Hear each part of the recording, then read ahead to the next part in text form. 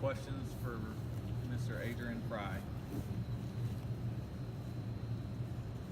So this is the first time you're playing in Iowa.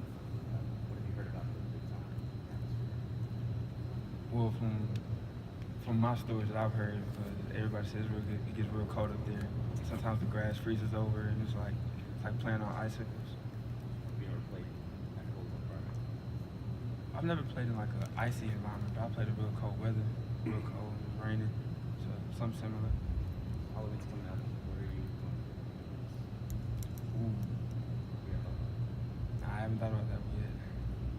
I'll still think about it.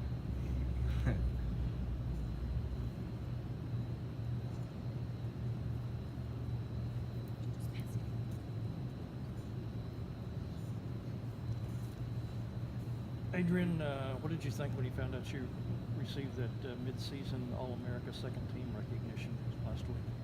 I was really surprised because I didn't even know I was like ranked that high among other DBs in the nation. I knew that I was tied for first in the interceptions because one of my teammates had told me after the game that they had counted it as an interception against TCU. I thought it would be counted as a fumble, but after that I was like, okay, I was feeling good because I was tied, but I didn't know I was gonna get second team All-American status or whatever. So that kind of shocked me. Who all did you hear from, either phone calls or text messages or social media about that? Ooh, on Twitter, I had got a lot of retweets, like quotes and everybody thanking me and telling me to keep doing what I'm doing, and especially like old teammates and old friends from back home. And then I had got a call from my mom about it because I didn't tell her. I didn't tell her I found out, so she was a little upset that I didn't like come out and tell her immediately. So she gave me a little fussing about that. But other than that, I was just getting calls and texts from my friends. How do the Iowa State receivers look to you on film? What kind of jumps out at you about them?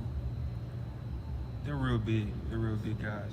They're tall like T.J. Vasher and Antoine Wesley, but they also got some size on them too. Those guys are like 6'6", 215, 220. So they're real big, solid guys. And then all of them guys can run. None of them are slowpoke guys. So really just the speed factor and then the size on top of that is something that stands out on film.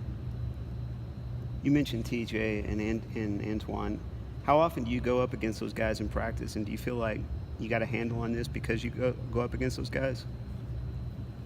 Well, all spring I was going up against TJ and Antoine when he was healthy, and so like I was kind of to get a little used to the size factor and having to play through those long guys, and then going into fall camp it was the same way. So I mean, it's kind of a little bit of a at-home thing since I see them guys every day at practice, but those guys are also a lot heavier than TJ and Antoine, so that weight factor will be a little different. You guys were harping on eliminating giving up those big plays. In the last couple weeks you have. What have you been working on specifically in practice to limit those? Well, in the passing game, we preach never let the ball go over our head. So we try to make that a main focal point as far as the passing game is concerned. And with the run game, we try to make sure in every play call that if it's a gapped out defense, then we make sure we're gapped out and we do our assignments. Make sure that if we get a hand on them, if we get a chance to make a tackle, then we wrap up and get them down.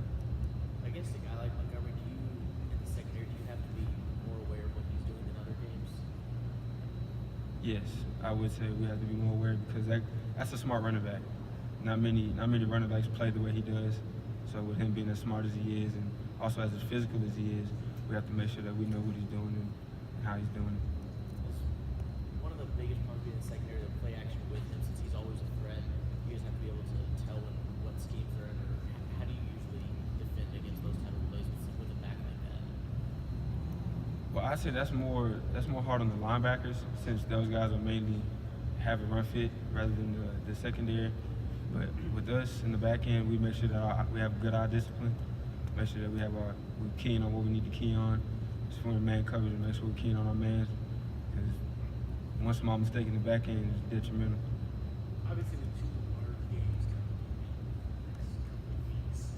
How easy, difficult is it for you individually, for y'all as a team, to kind of stay focused, where we cannot be caught? Well, we try to make sure that we're always on top of our game. We don't want to get complacent because complacency is a big issue for success. So if we get complacent, you know what I'm saying, it can go downhill real fast. So we just make sure that we're always like on top of our things and make sure we stay focused in the long run. Because at the end of the day, every team wants to win the conference championship. Anything else? All right. Thanks, Adrian. So thank y'all.